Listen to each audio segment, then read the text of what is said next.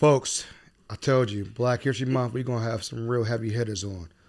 And this person I have coming on, let me tell you, it took me 2 years to get her on the show. Actually, I got her on Afram. We had a snippet on Afram, a little snippet, but we're going to get to the meat of things. And everybody knows her in the DMV area. She has one of the best newspapers around. And can't wait for you guys to hear her story, hear a little about what's going on next. What's next? How are they going to sustain this? Next voice you'll hear is Miss Lisa Snowden.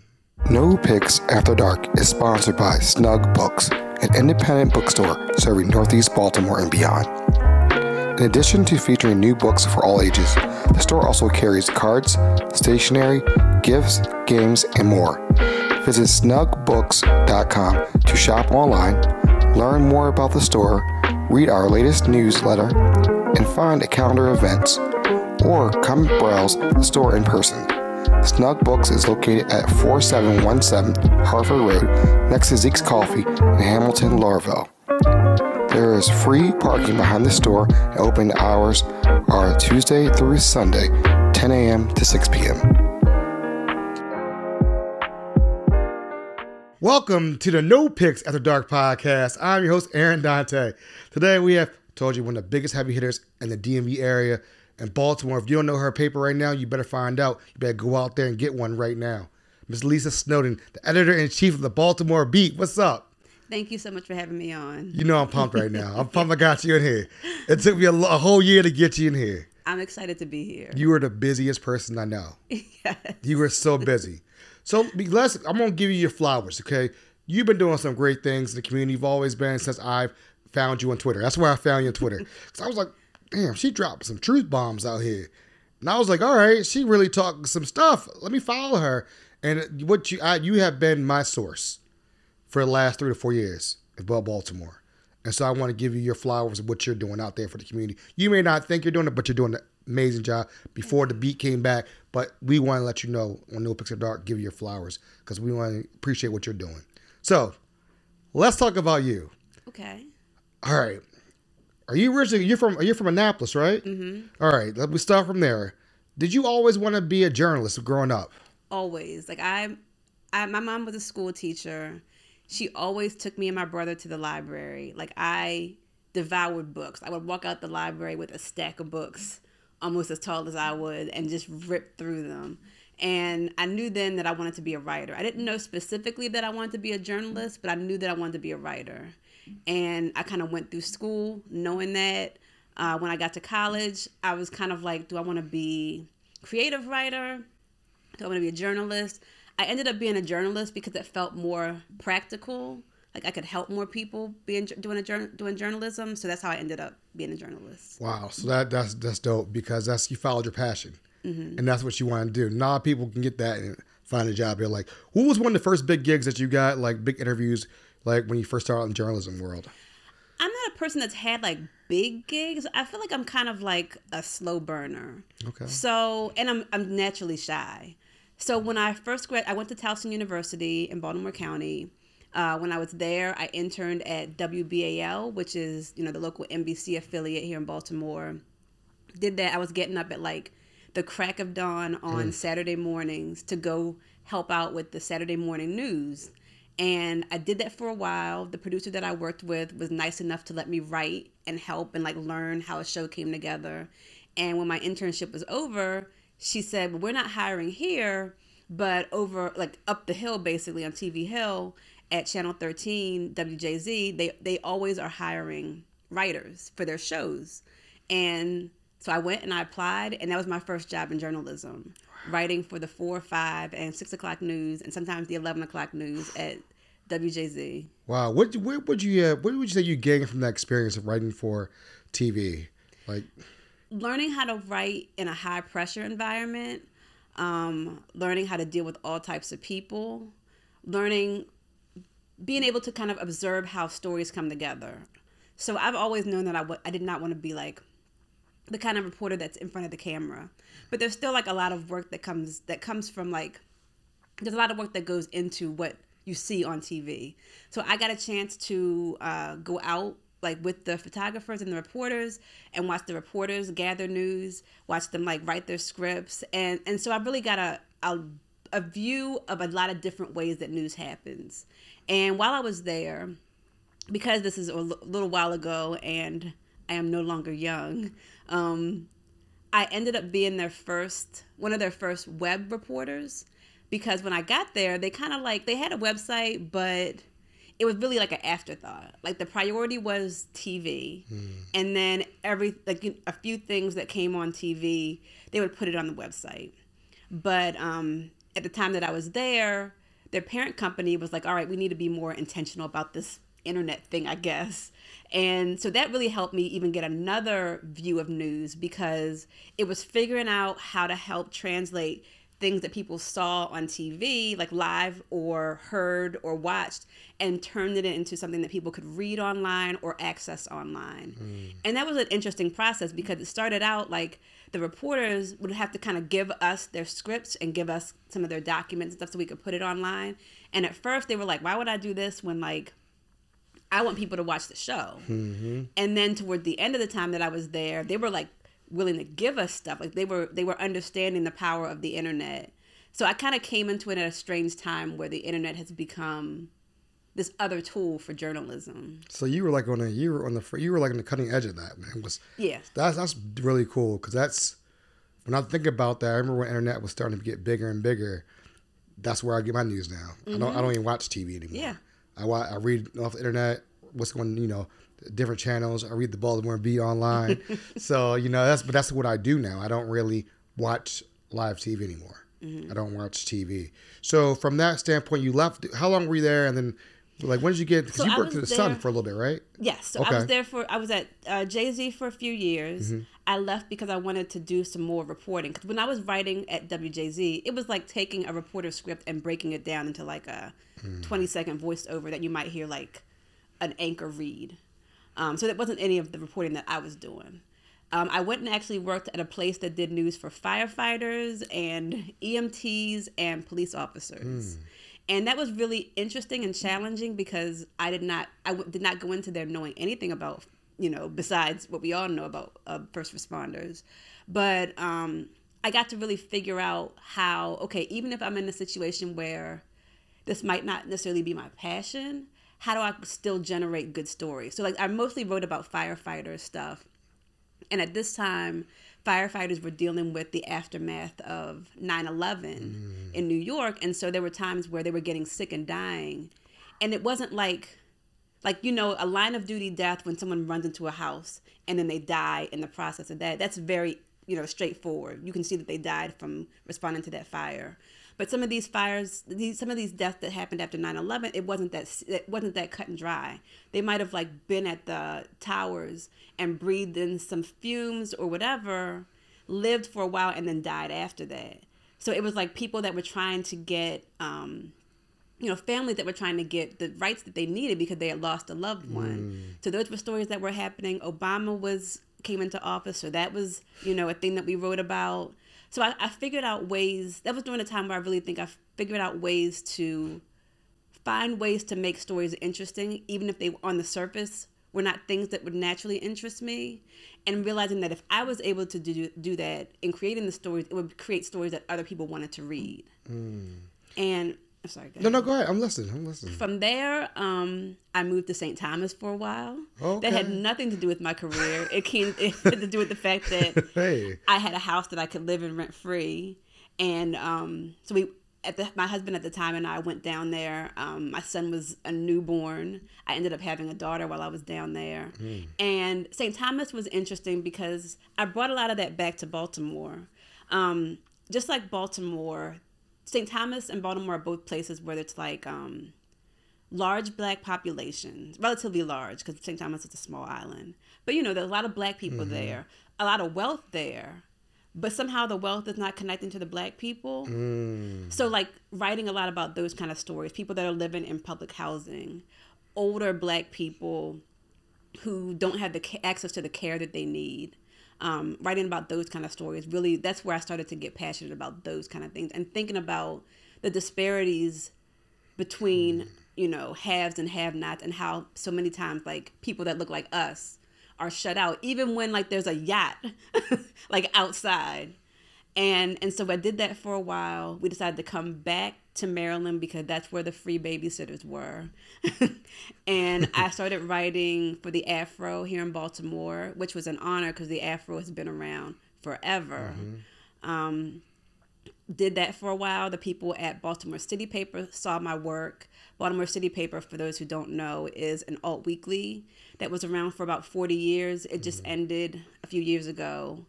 And there I got to really do long form reporting. Like in City Paper, you can write a story that's like 2,000 words and stretches out over like several pages. It's like, it gives you an opportunity, instead of just seeing like what you might read like in a newspaper, a daily newspaper, or on TV, you'll see that like, Brandon Scott went and oversaw the opening of a Boys and Girls Club. City Paper stories were really like, give you a wide angle view of that. So, okay, we know that Brandon Scott went and opened this Boys and Girls Club, but what does that mean for this community? What is the history of this community? Why is this club important? So really giving you the chance to really stretch out and really think deeply about important issues and history. And I really fell in love with that. Like, it's intimidating to sit down and be like, I'm about to write like 3,000 words. That's a lot of words. But like, I think that City Paper gave you the space to do that because it was a print paper. City Paper was the kind of thing where like you left it at a bar or you left it on a bus, somebody else picked it up. And maybe you read a little bit of the story here and you read a little bit of the story there. And then it lets you really like digest the story. So City Paper was there. I came at the tail end of City Paper. City Paper had been purchased by the Sun a few years before I got there. And when the Sun purchased them, they knew. Everybody pretty much knew, like, this is the beginning of the end for City Paper. They did end it. I was lucky. I got to go. I still had a job because the Sun hired me onto their editorial board. Oh, wow. While I was gone and I started that job, my old editor-in-chief at City Paper was looking for somebody to buy it because people did want to buy it. It turned a profit. It just wasn't a big enough profit for the Sun's ownership. The Sun would not allow it to be bought, but Brandon Soderbergh, my editor-in-chief, found someone who wanted to start a new paper since we couldn't buy that one. And then they asked me to be the editor-in-chief of that, and that would be Baltimore Beat. Okay. So it seems like all these experiences from journalism and whatnot has created what we see now. Yes. Is that what that's what I'm getting all this in one big bow. So what we're going to do, folks, is you got a little background about history about Miss Lisa. We're going to come back and we're going to talk about the Baltimore Beat and really get into it because I really want people to support it, figure out and tell them how to support it, where to find it all over the city. It's easy to find. And really, I think we need a paper like this in Baltimore for the people. And like you said, something you said that was very important. You said long pieces that really affect the community. We don't have those anymore. And those are what we really need. So, folks, we'll be right back after these messages. When you give to United Way, your gift could be the first spark of something bigger. It can help someone find, interview for, and get hired for a job, and provide follow-up services for success. It can break down educational barriers and give that extra help to a struggling student with in-school support programs. Give today. Spark something bigger. The NoPixAfterDark podcast is fueled by Zeke's Coffee. Have you tried their coffee yet? I'm telling you, there's something different about it. Maybe it's because they roast their beans in a fluid coffee roaster, which provides the most accurate roasting temperatures and made with love. You would just have to check it out for yourself and try their delicious food while you're at it. Open now for curbside service, online ordering, carry out, and they also do wholesale. Visit Zeke's Coffee at 4719 Hartford Road. Open Monday through Friday, 7 a.m. to 6 p.m. and Sunday, 8 to 5 p.m. Kitchen closes at 3 p.m. or visit Zeke'sCoffee.com and you too can be fueled by Zeke's.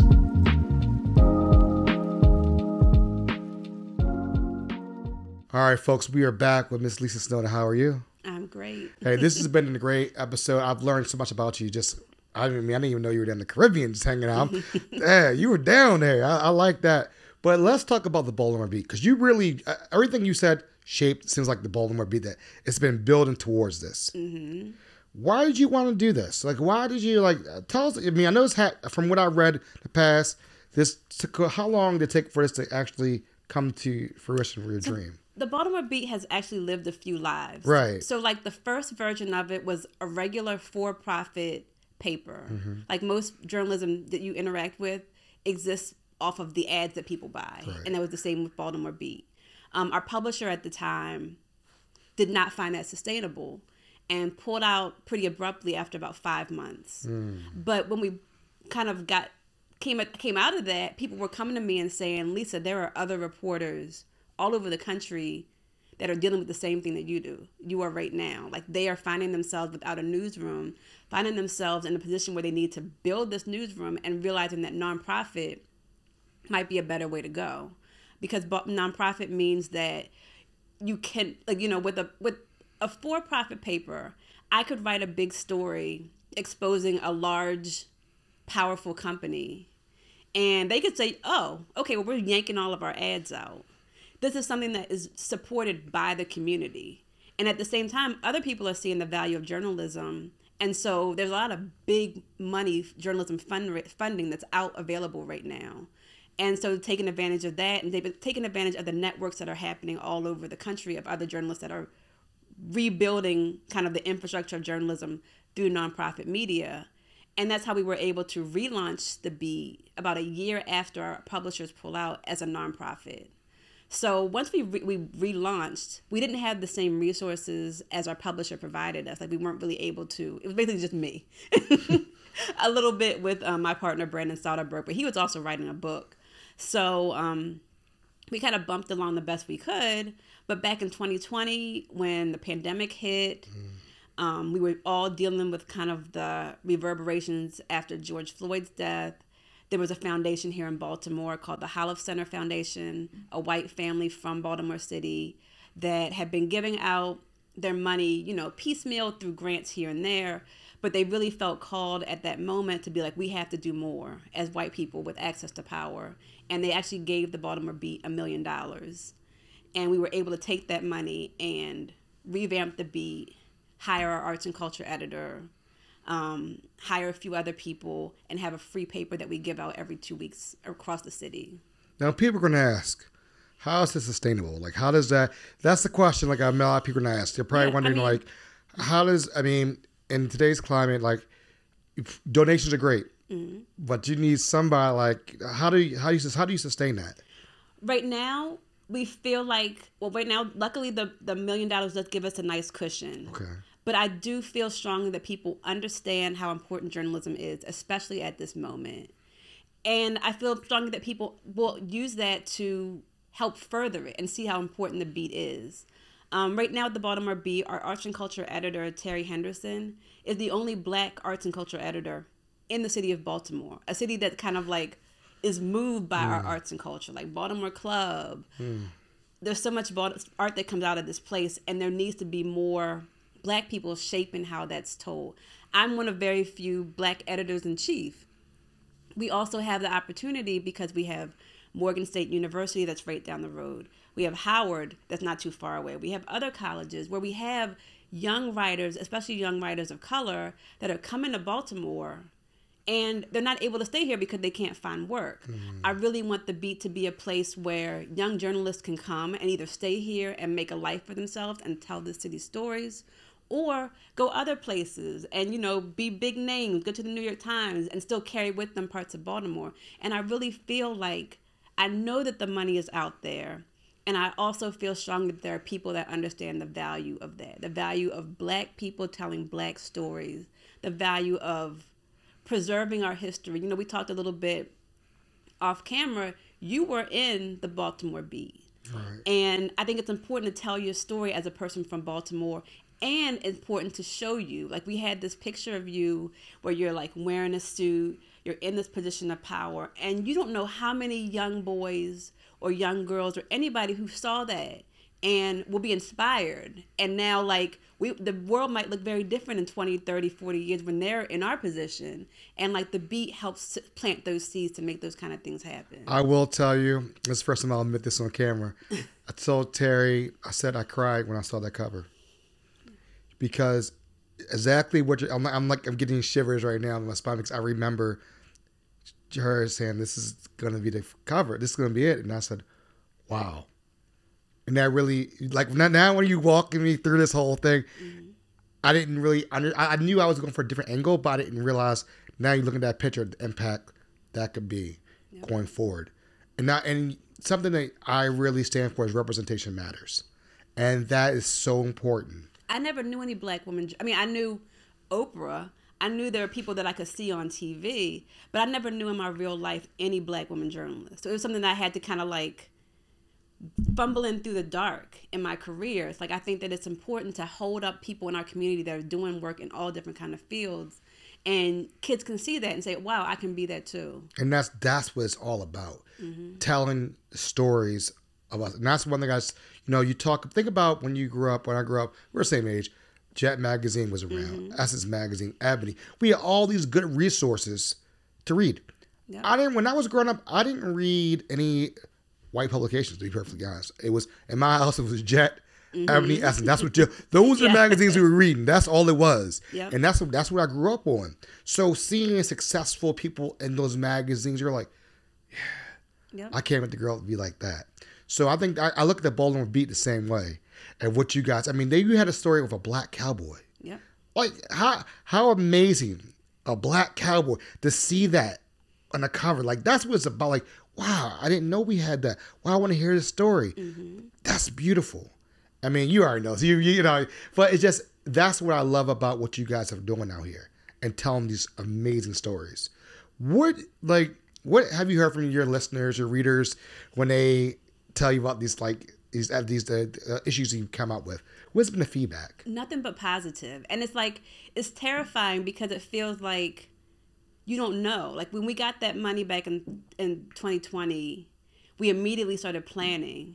And I had these ideas and things that I was observing from kind of like watching white media that frustrated me. You saw me a lot on Twitter. That's how you got to know me. Like, that was fueled a lot by anger. And like seeing things that were not being said in traditional white media, or the voices that were not heard. So like figuring out how to address those issues that I saw and creating this thing, you don't know how it's going to be received until it comes out into the world.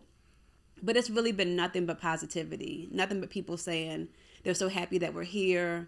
It just so happens yesterday, Essence Magazine had a little story about us. And so it's been getting a little bit more buzz. We've been getting more people on Instagram and on Twitter, and even them, like, nothing but love. Like, nobody being like, well, why? Like, everyone's just like, of course. Like, yes, we're so happy that you're here and keep going. Like, of all ages of black people. I especially was wondering how older black folks would kind of accept me, because I feel like I'm a little bit different. I don't know. I'm a little bit more progressive, and I don't know how that's always going to be received, but like it seems like they like it too, which I'm very happy about. You know, I look at your paper and it's like right up my alley, where I look at it and it's talking to people, talking to me, and understanding what's out there, what's going on. I'm very informed. When you guys come out, it's every other week. I'm like, I'm ready. You guys took a little hiatus. I get it. You needed a break. You needed time. But I was very excited when it came back. I was like, yes. Yeah. This is what I'll read. Do you think it's sustainable to do paper still? Or do you see yourself imagining leaving paper and going to online? I know, because one of the big things you said, you were like, you want access to everyone. Yeah. And that was one of the big things you came out with. But do you feel like, paper costs money, as you know. Internet's not as much. Would you ever see yourself maybe slowly transitioning that way to keep it going? Or would that be one of the last things you cut? That would be one of the last things I cut. I really do feel like one of the things in the article that was picked up by Essence, Adam Hollofcenter, who was interviewed as a representative of the family that gave us the money, said there are about 40,000 millionaires, foundations just like his, all over the country that have access to funds. The money is there. I don't ever want to limit my thinking or what I think that Black people deserve by like acting out of fear. And there is a definite need for a print paper. Like I have the luxury, you and I have the luxury of being able to kind of get our phone out and scroll for endless amounts of time. But the reality is there's still so many people that are shut out from that. People that gotta go like sign up and go to the library and hope for the best. And so I've tried to build a thing that like maybe the print seems unrealistic, but I've tried to be very realistic in the way that I've built my paper. Like we only do it every other week. We also make sure in every issue there's a calendar that does community events. There's a calendar that does arts events. And we just started, when we came back in the new year, a listing of free and reduced services. Like if you need rent assistance, if you need to know where to get free groceries. That is a resource that people, like a practical resource that people need. Especially now with times getting harder and people tightening their belt. Like there's help for like even internet access in there. So I think that that's a very practical thing that people that have money should be willing to invest in. No, I agree. You know, you hit on something that's really like core to me, where you like the money's out there. And as you know, I mean, I'm out here like figuring out, all right, how can this, people want this podcast, they like it, they want to keep it going, but how do you keep it going? How do you keep it successful? And like you said, I'm always looking. You know, you might see me, people like, you were at Cambridge at a conference. Well, there's a reason why I'm there. You know, I saw you were in Europe for a conference. I didn't even guess it. Because matter of fact, we were hanging out the day before, and you went to Europe. I look up like, she in Europe. I just saw her at night. But I get it. You know, you were in Austin, right? Austin, doing your thing. But you're spreading the word. You're getting the word out. People are knowing who you are, and getting your name out there. Because somebody out there has money. And they're like, hey, let me throw a couple dollars. Because, you know, so I'm going to call it the hustle. Yep. I like your hustle, what you're out there doing and trying to make it happen. And you're going to make it happen. You know, so now with the new, I would love to see an interview with you and the new governor. I feel like the beat the people deserve that interview. Is that something you're looking to do, or are you trying to shy away from politics, or just trying to do more community? Like, what are you trying to, as far as? Never shy away from politics. Okay. Politics touch everything. I'm going to give him some space. Our new governor is very good. Like, good. I feel like the place where I am as a journalist, I want to make sure that if I'm talking to a politician, I am not becoming free advertisement for them. With Wes Moore, like I said, he's real good. He is very good. Right now, he looks great. He looks very glassy. So I'm going to sit back and watch a little bit. I'm going to see if there's a need for it. But I would love to talk to him about a few things. But I'm going to sit back and wait a little bit first. We do talk. I wrote about him a little bit in the issue that's coming out this week because I tried to walk the line of we're happy that Hogan is gone. Hogan was not a friend to Baltimore. We now have a governor who lives in Baltimore, who calls Baltimore his adopted home. We have a governor who's Black. He's the first Black governor ever in this very, very old state's history. And that's the thing that matters, and people feel encouraged by. So honoring the way that people might feel hopeful and excited, while also recognizing that just because somebody is the same color as me does not necessarily mean like they're looking out for our best interest. So walking that line is something that I'm really trying to do right now with him. So this was going to come out, again, this is Black History Month, this episode. Is there anything that you're doing special for Black History Month coming up? Anything for Women's History Month? Anything? Can you give us a little any behind the curtain, like any sneak previews or? We're lucky in that we are a Black paper, so every day is Black History Month. True. This is true. For us, I love it. Terry is working on something that's kind of highlighting some Black musicians. That's going to start next month, and that's something that we want to continue because, like, sometimes people want to like kind of clump Baltimore music into DMV music or Maryland music. Baltimore is its own very specific place. We have a lot of really talented and passionate musicians that we want to put shine on. So that's coming up. Nice. And what else, what do you hope people walk away from this interview with? Like, what do you want them to walk away with just from like the Baltimore Beat, yourself? Like, what do you want them to say after watching this? If they haven't heard about us, I would love for them to go on our website and read all of our stories there, or go on our website and look for a place where you can pick up a copy of the Beat. Just engage in it.